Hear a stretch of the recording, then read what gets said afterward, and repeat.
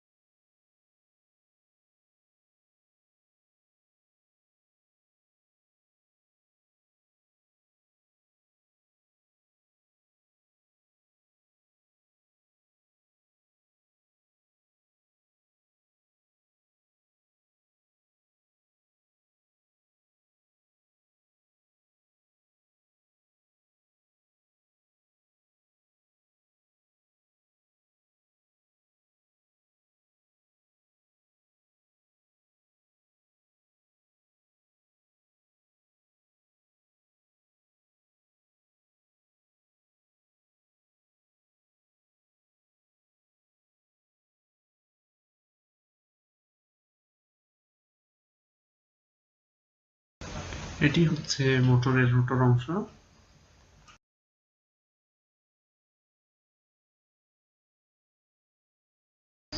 এবং এটি হচ্ছে স্টেটর, যার মধ্যে কয়েল পেঁচানো থাকে। কয়েলে জমে থাকা সব ময়লা ব্রাশ দিয়ে পরিষ্কার করতে থাকি, যাতে কয়েলের কোনো ক্ষতি না হয়।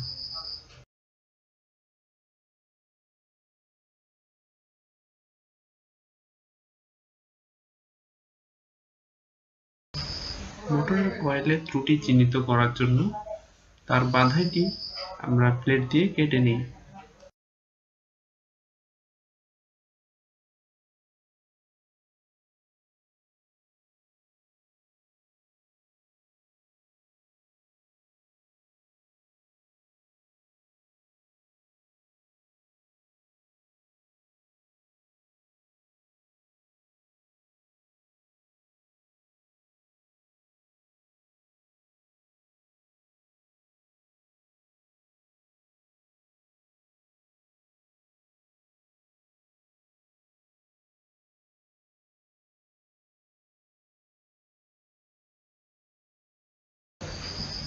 এটি হচ্ছে একটি থার্মিস্টর, যা সিরিজে লাগানো থাকে মোটরের একটি কয়েলের সাথে।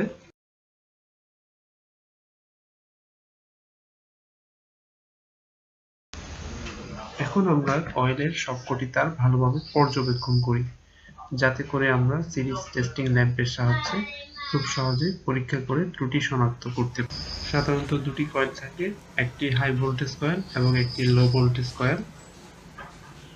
হাই ভোল্টেজ এবং লো ভোল্টেজ কয়েলের রেজিস্ট্যান্স আমরা সিরিজ ল্যাম্পের সাহায্যে খুব সহজেই পরীক্ষা করতে পারি।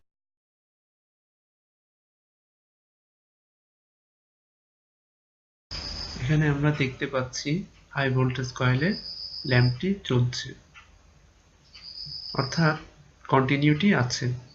কিন্তু লো ভোল্টেজ কয়েলে কোনো কন্টিনিউটি পাওয়া যাচ্ছে না, অর্থাৎ আমরা ধরে নিচ্ছি লো ভোল্টেজ কয়েলে সমস্যা থাকতে পারে।